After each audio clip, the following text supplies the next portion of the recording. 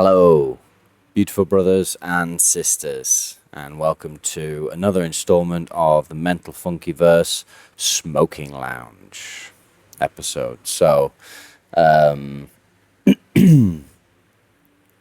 mentioned before, I can address the comments of my viewers quite directly and to great length whilst the channel is young.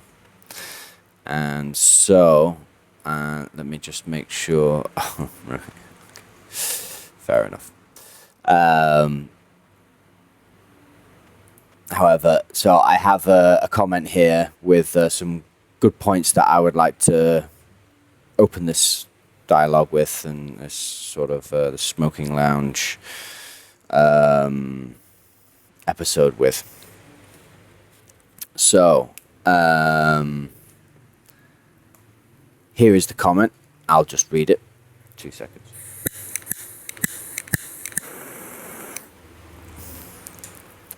So, I started this journey after my ex-wife left with my kids. Looking back, that experience pushed me to stop searching for answers outside myself and start looking inward instead. That shift completely changed the direction of my life. I can't help but feel that many people today are being pushed into change by external pressures. Migration, economic uncertainty, social division, and constant distraction. Yet, those same pressures often keep us focused on the external world instead of encouraging us to understand ourselves. It also seems that many of the most thoughtful and enlightened people have gone through some kind of traumatic experience that forced them to question everything. It makes me wonder, how do we help people begin that inward journey without them first having to hit rock bottom? And perhaps an even bigger question, if life hadn't forced you onto that path through suffering, why would you ever choose it in the first place? Okay, some good points there.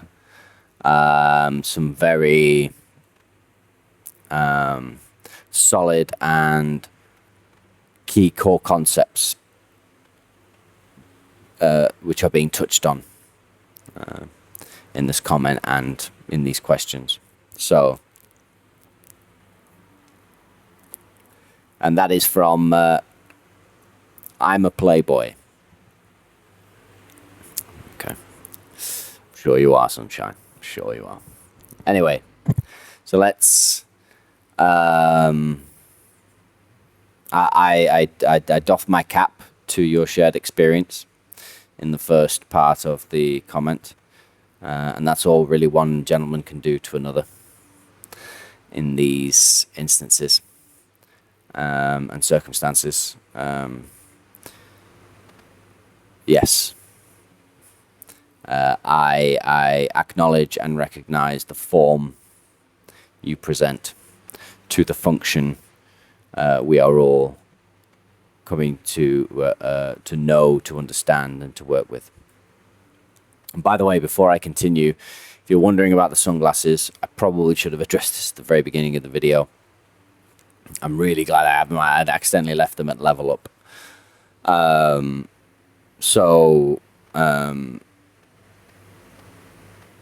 have a kind of high functioning autism, but one of the things that I don't have basically almost no physical things that come with that. But one of the things that does come with it is, for me, is light sensitivity, and it's not to brightness per se. It's not to brightness. It's to frequency, warm lights versus cold lights, etc. And it's just so the brightest lights in this room that allows me to make a clearest picture I can with the currently until I get a ring light. It's just so much more comfortable for me to have the glasses on. So if you were wondering, save you having to ask the question in the comments. Anyway, so second part of the comment. I can't help but feel that many people today are being pushed to change by external pressures. Migration, economic uncertainty, social division, and constant distraction. Yet those same pressures often keep us focused on the external world instead of encouraging us to understand ourselves. Yes, on the surface level, that's kind of what happens. It's, however, shifted a little bit.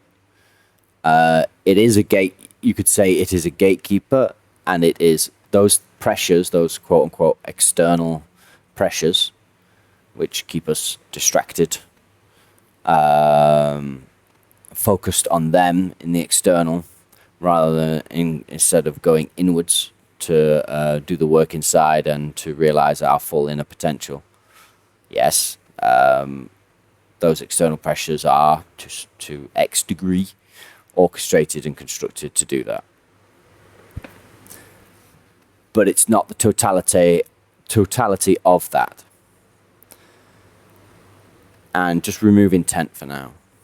Have a look at what it in fact actually ends up doing is acting as a gatekeeper and a filter. So for those who are not at the point at, or have currently the capacity to expand their consciousness or begin the expansion of their consciousness, for them, these external pressures are gatekeepers that are there by the universe to provide excuses, JREs, justifications, reasons, and excuses as to why you haven't been able to do such and such, or you just, or you know, whatever. JREs. They provide those, and they're legitimate. That's the thing. That's why they're so powerful. That's why they are so, I suppose, easy to use, is because they do those things. You know, these external pressures are like acts of disharmonic, negative. You know, if depending on what perspective you hold, you can classify as evil, demonic, etc.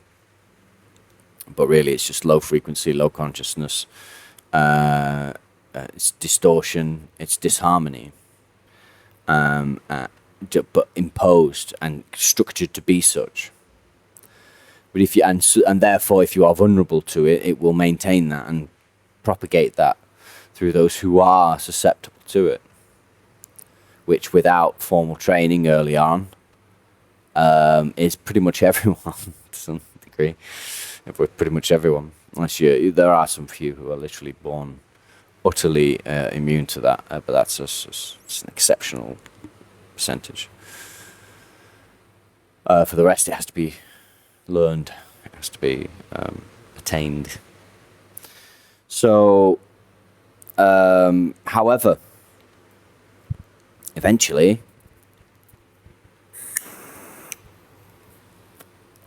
regardless of who you are, you will reach a point where you are ready for consciousness expansion. You are ready to give that next another go. Go on, let's give it a crack. And at that moment, those external pressures change from being gatekeepers that prevent you from going any further, to keep you running around in circles in the same conscious level. They now become filters. Because you see them for what they are and the effect that they have, and you can't deny it. It's undeniable, self-evident. But it now no longer affects you personally, and therefore it now no longer arrests your sense of ability or desire to do something.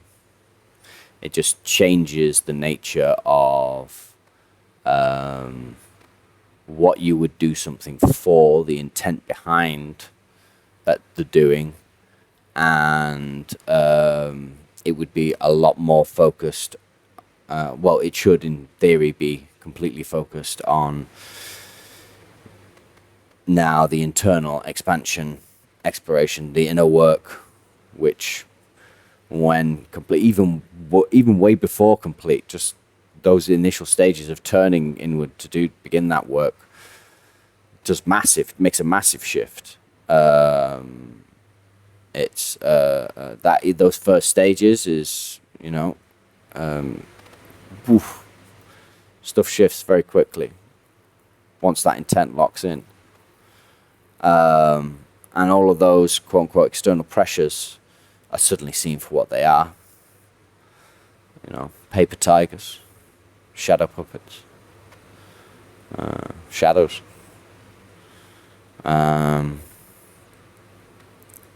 they are meant for those who would be affected by such things, who would react to those things as if they are real, or as if they have reality and substance beyond just what is being presented to you. Kick the tires. Starts to fall apart a little bit. And anyway, it doesn't matter. All of those things, once you reach that level, are also put in their context. There's nothing you are going to be able to do about it right now, or even tomorrow, or even a week from now. Might be things you could start working towards. One of the issues you could start working towards contributing some. Let's face it. Ultimately, it has to play out in its own time, and actually the only thing you can do to contribute to that, the resolution of that in a quote unquote positive way, or the way it's meant to be, it's divinely directed to be, is to work on yourself first. So yeah, try to see it more as just that, the dual function, gatekeeper and eventually filter.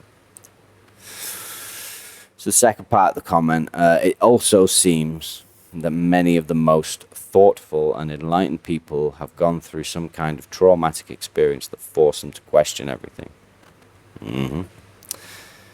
Can't deny it. It makes me wonder. Doesn't it make us all? How do we help people begin that inward journey without them first having to hit rock bottom? I chuckled before, I shall chuckle again. And perhaps an even bigger question, if life hadn't forced you onto that path through suffering, why would you ever choose it in the first place? Wow, okay, so, well, in the first part of that, yes, can't deny that first part. How do we help? First, you can't help people. It's the first thing, one of the early things you should really let go of very quickly. You cannot actually help anyone. You can assist people. There's all sorts of ways in which you can assist people, and there are wise ways in which you can assist people. These are just things we learn. These are the wisdoms we acquire over time through experience. So don't get any form of stressed out if you haven't got that yet. It comes. Because the wisdom's universal. The wisdom that you gain from understanding certain functions is universally applicable, even to assisting other people, and oftentimes especially to assisting other people. So it comes. But yes, you can assist people, but ultimately you can't help them. They can only help themselves. In the end, the final step that truly helps them in the way that we envisage what help means has to be taken by them. We can sort of do our best to guide them to there wisely.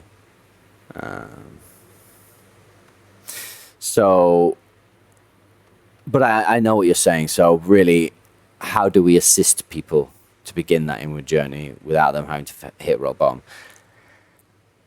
So,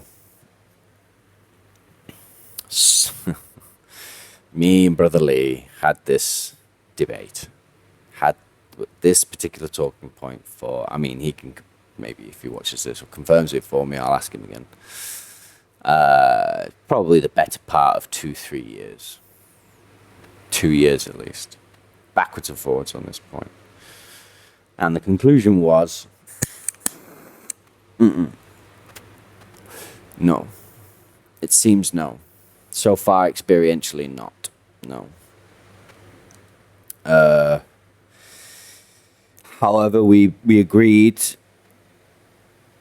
I don't know if he still agrees, but last time we touched this issue, the agreement was that the thing that can be influenced about this is the speed at which, how quickly they, or how long do they stay at rock bottom, and how quickly can they get out of rock bottom? How quickly can they get in the pit? Out of the pit. How fast can you get out of the pit?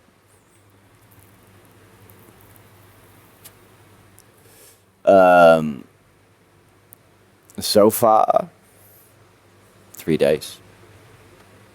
3 days seems to be a very strong candidate and a consistent, experientially consistent time. Don't think we've not seen it any faster than that. But you may be wondering, well, why do they have to hit rock bottom? And I kind of touched on this on a previous video, but I'll happily go over it again now. It's because in order to begin the true first steps of wisdom and expanding consciousness, to come out of the fear spectrum, to go into neutrality and beyond, you first have to strip away everything. And it's like, it sounds cliche. It sounds like, oh yeah, he's going to strip away everything of you. What does that even look like? Well, it took me 3 weekends to do the initial teardown. It then took me probably, from there, it probably took me about 1.5 years to really hit something significant. And then it took to about 2 years ago. Actually, no, I'm being too generous there. Probably about 1.5 years ago. Yeah, 1.5 years ago. Where I took the final big steps out of one spectrum and firmly planted into the next. So I'd already gone through the dark night of the soul, hitting rock bottom, so to speak.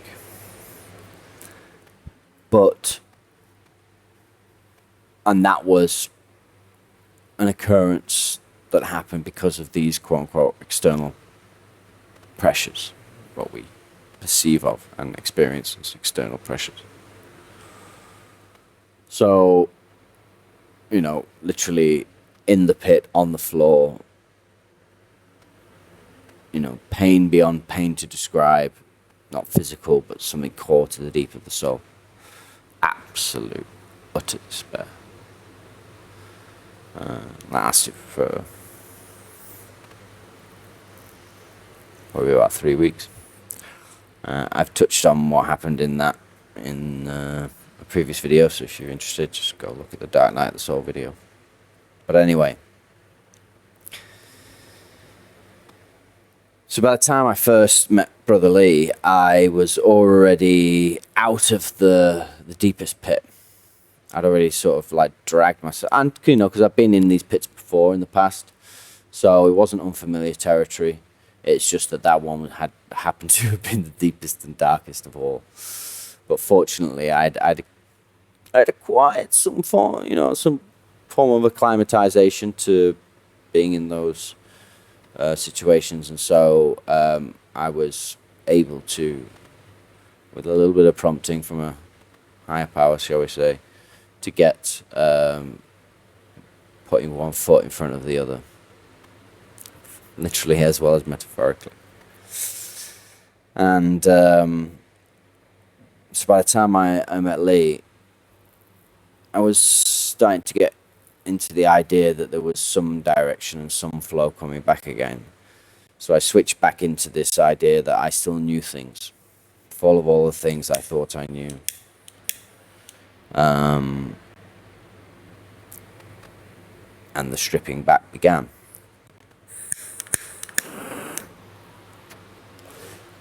Because to begin this journey and to continue the journey, the very beginning of the journey is the stripping away. You have to strip away and question all of your assumptions, all of your beliefs, all of your suppositions, all of your prepositions, all of it, all of your positions, all of your informations, everything has to be questioned from every angle to the core and stripped away, and it is painful. It's not. I realize now, looking back and having had these discussions about this exact topic, how do we is there a way to circumnavigate that and make it an easier ascent? No, because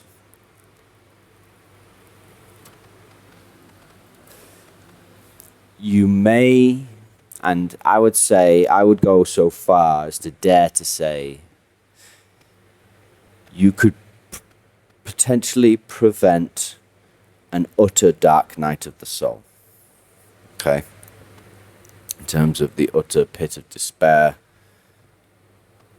which is full of blame and guilt and shame and the projections of external pressures on yourself, where you are in an utter state of helplessness. You could potentially avoid that.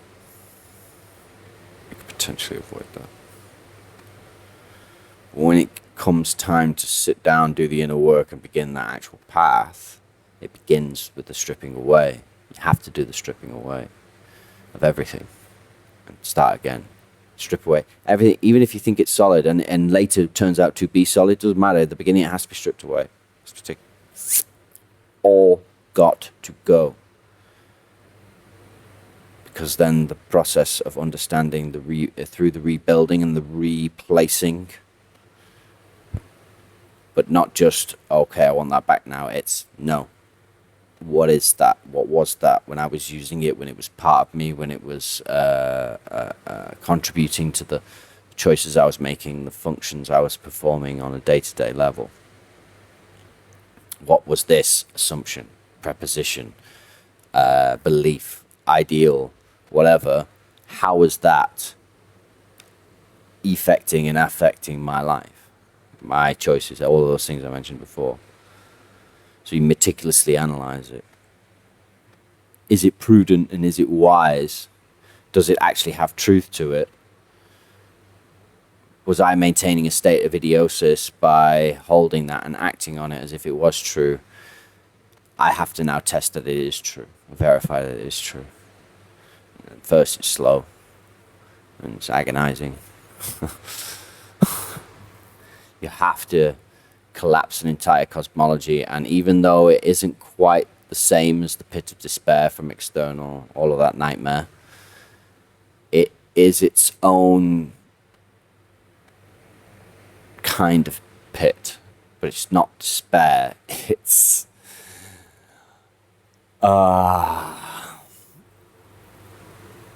exasperated shock, maybe humility.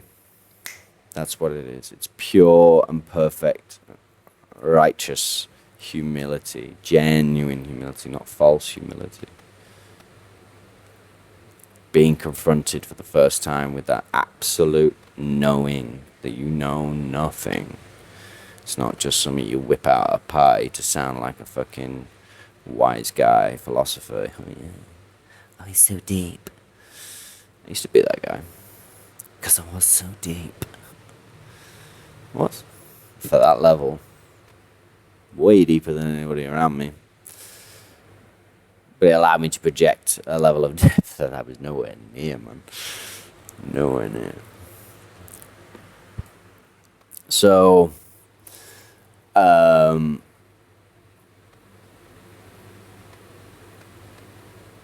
when you get to that point, and you've stripped away, and you start to rebuild,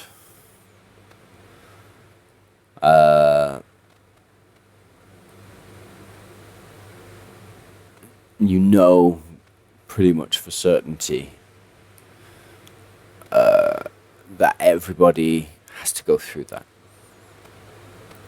Kind of have to go through that. Paradigm shift. Paradigm prolapse. Everything you think you know goes out your bottom. You have to start pick it back up again, the pieces, but just rebuild it on some stone this time. Start rebuilding it on the stone. Be meticulous.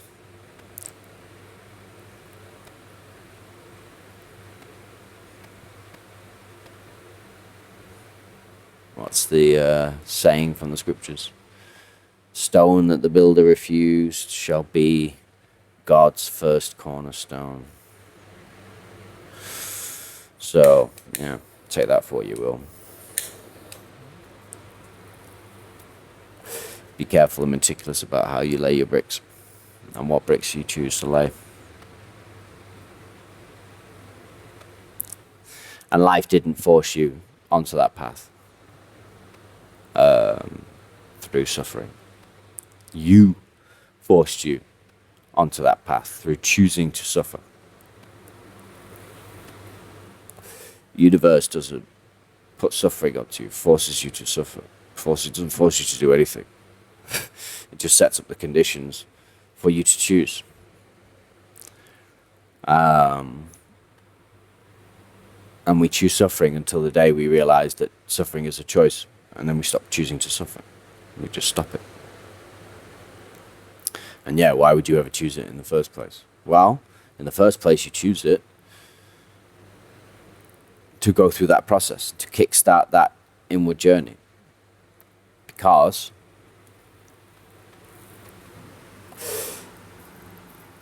it requires, as we've just outlined, what it requires. So you chose to, in essence, you chose to take the universe up on its offers of struggle choices, suffering choices, choices that will give you experiences of suffering, overcoming which, but constantly suffering them until the moment you realize that suffering is a choice. You don't have to. And regardless of whether you chose it in the first place or not, you aren't going to choose it therefore after. And that's the main thing. Forget the question of why would anyone choose it in the first place. You know, moot point. It's been chosen until you stop choosing it. So stop choosing it. And then the most important thing becomes not why you chose it in the first place, but why you would ever choose it again. Simple. End of. I had that realization at the end of my pilgrimage. Very, very last leg of my pilgrimage. Sun had set and I began to ascend Ingleborough.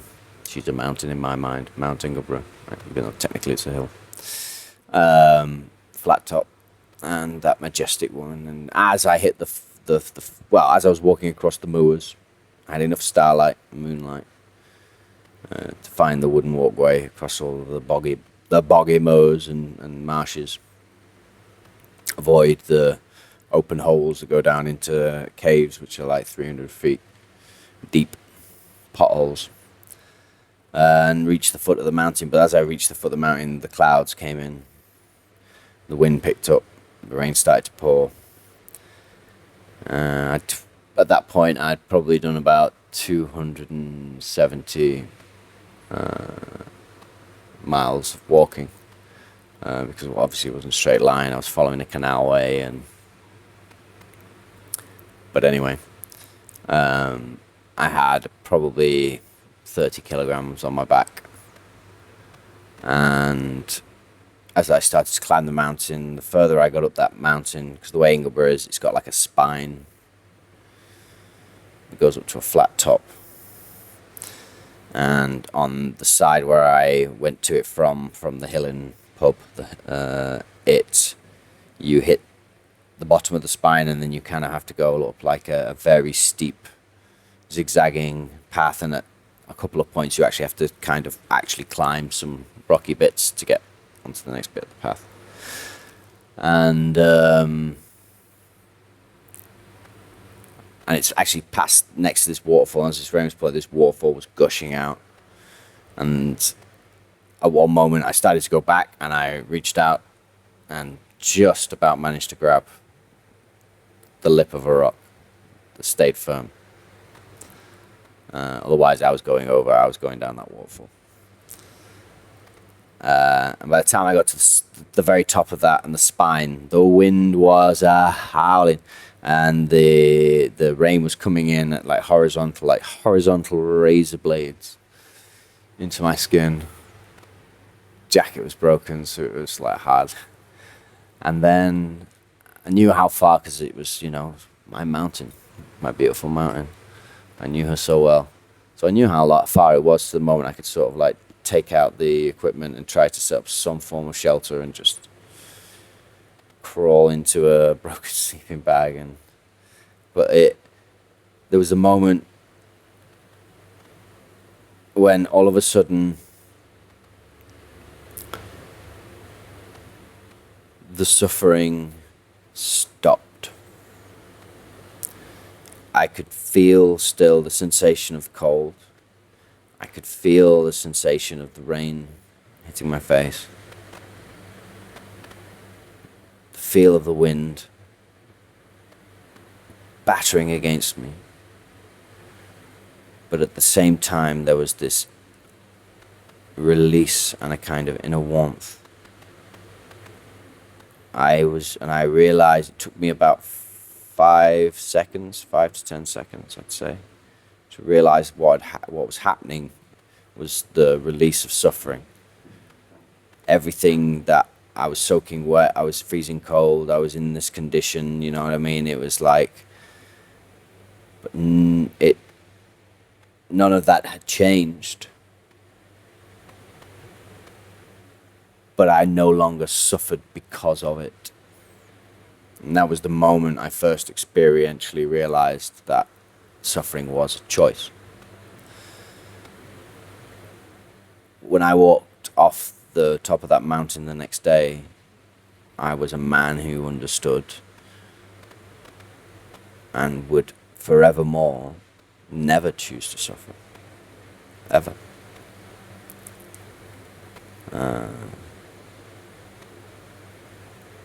And a part of me is grateful that I did choose to do it before, because now I know what it is to experience that and to do that, and therefore how wise it is to now no longer choose to do that.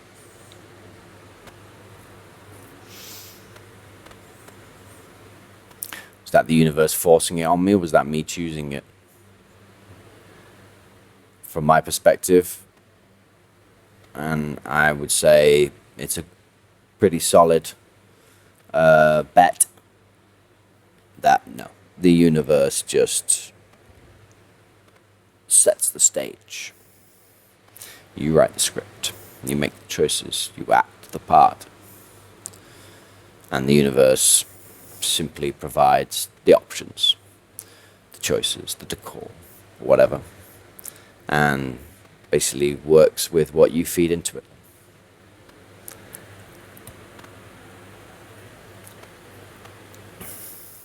So, I trust that addressed and answered your questions, or was a satisfactory reply to your comment.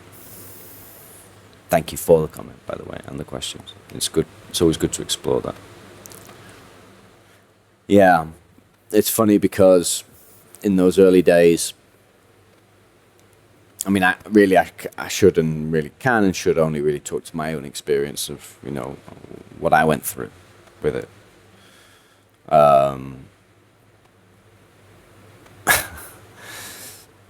I think it was it the first weekend I said it? Yeah, it was the first weekend I said it. I said it to Brother Lee because what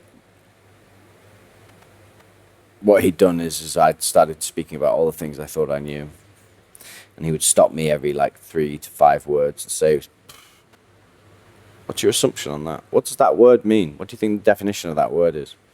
And I'd go, "Well, it means this." And he'd be like, "No, that's not what that word means. It means this." As soon as he said it, I'd be like, oh, right. And it would make immediate sense. But the other half of the times, I would say, well, it means it's obviously and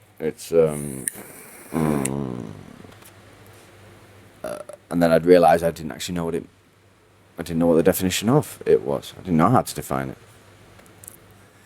But I was using it as if I did. And this went on for a couple of hours until Lee eventually stood up and he said, "Look, Michael, you have spent all your life thinking that you've been explaining things to people, but all you've been doing is describing things to people. Now, don't expect that to hit with people necessarily like it hit with me in that moment, but I can assure you, for me, I understood the gravitas and the full weight of what he just said. And for somebody of my mind and from my way of thinking, it landed exactly where it was meant to land. My entire everything. First paradigm prolapse. Everything just. Because I realized he was right. And in that instant, everything in that moment that I thought I could rely on, stand on, whatever, was just torn apart. I knew it was all superfluous. It was all surface. It was trinkets. I would later go on to describe it to Lee as the experience of thinking that I had a solid cosmology and a good idea of what the fuck was going on. And then all of a sudden I hear a gate creak open and I look down. I've been playing with wooden blocks with letters on them. And Brother Lee's like, "Go on then, time to start first day of actual school." And I described it to Lee, Brother Lee, on that first weekend as, I said to him, "You know, you are like a sledgehammer and you have shattered to pieces my mind, everything that I thought I was, thought I knew." I said, "You're brutal. It's like a sledgehammer." And he laughed and he said, "You are going to apologize one day for saying those words to me." Immediately I was like, "What?" Because when I said it to Lee, it wasn't like, I was just like, it was more of a joke really. Than I was just expressing I was trying to humorously express the sensation of having my entire mind shattered. Because that's what it felt like. And he said, "You'll apologize to me for that." He said, "Because you labeled it as brutal, but at some point you will understand that it is the kindest thing that I could have done."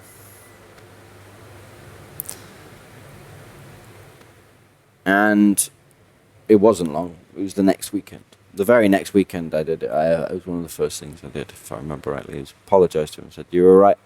I said to him, "You were right." I spent that into the week between the first weekend and the second weekend. I barely spoke a word. I could hardly speak more than a couple of words. I was challenged, truly challenged I thought I had been challenged in certain times, in certain places, by certain people, and I had been.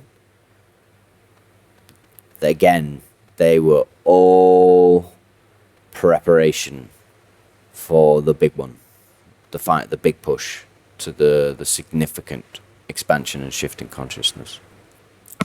All of it. Acclimatization exercises. But I couldn't speak because I did not want to betray myself anymore. I didn't want to disgrace myself anymore. I didn't want to speak an untruth because I believed it was true. I wanted to make sure that I knew within myself, I had it locked in solid, that I had tested it through the waters, and regardless of whether other people believed me from that moment going forward, didn't matter. I in myself had to know, and there are ways of knowing. There are techniques to arriving at significant and conclusive knowing, and to be able to lock in truths and have the realization and seeing their functions play out in reality, and then which double and triple confirms, locks that in, so that yes, they are functions, and that is a truth, at least for this level of consciousness. Now that may change as we go up and we expand out. There may be a time when the expansion gets to a point where that truth now just like others before it becomes a truth, still part of the bigger truth, but just a small piece of a truth for that spectrum, which is maybe the highest truth available in that spectrum of consciousness. But out here, it's just a part of, you see. So, and once you get used to that, you get into that and that settles in as a concept, it kind of just, it does get to a point where it doesn't require the level of effort you think it might. It becomes natural. It doesn't even become second nature. It becomes nature. And at the beginning, it's a struggle. It's simple, but it's not easy. So, yeah. I apologized to him, and because he was right. Because the only way you can end that kind of damaging, limiting structure, most of it subconscious, playing out through the conscious, acting upon the conscious, especially when the conscious isn't actively conscious in the way it should be.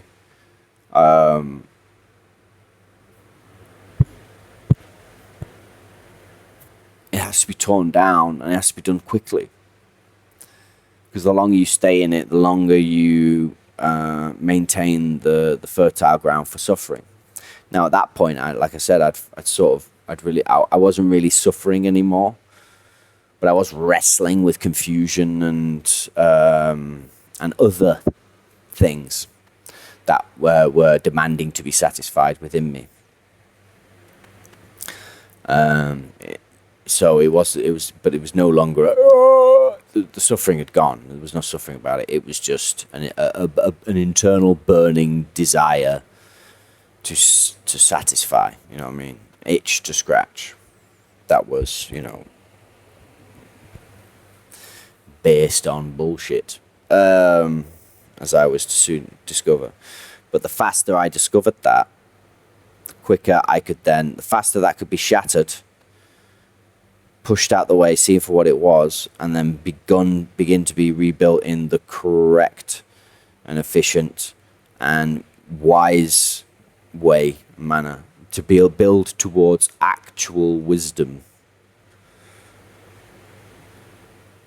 That has the only referring earlier again, the only way you can assist, and the kindest thing you can do to assist, is to get that done as fast as possible. Faster you can do that, The sooner you can do it, the sooner they can get on with the real work, the real internal work. Okay. Well, I will draw it to a close there, I think. I feel that's been a good smoking lounge. So, if you've watched up to this far, as ever, my deep gratitude, brothers and sisters. Always very grateful. Feel free to do all the YouTubey things, like, subscribe, bell, yeah.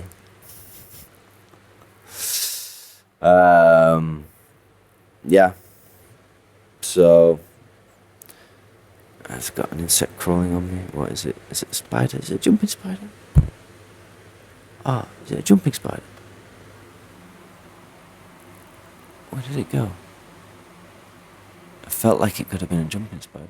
I've got a thing with jumping spiders at the moment. Apologies. So, yeah, I might talk about that on a different episode. This is a weird side thing because, I can feel it there. Is it? Is it just a normal spider? It's too small to say. That's what makes me think it's a jumping spider. It suddenly appear. But anyway. Jumping spiders aside. Hope you've enjoyed today's Smoking Lounge. And I look forward to seeing you again in the next one. So, as ever, ladies and gentlemen, be safe, be well. Until the next one, goodbye.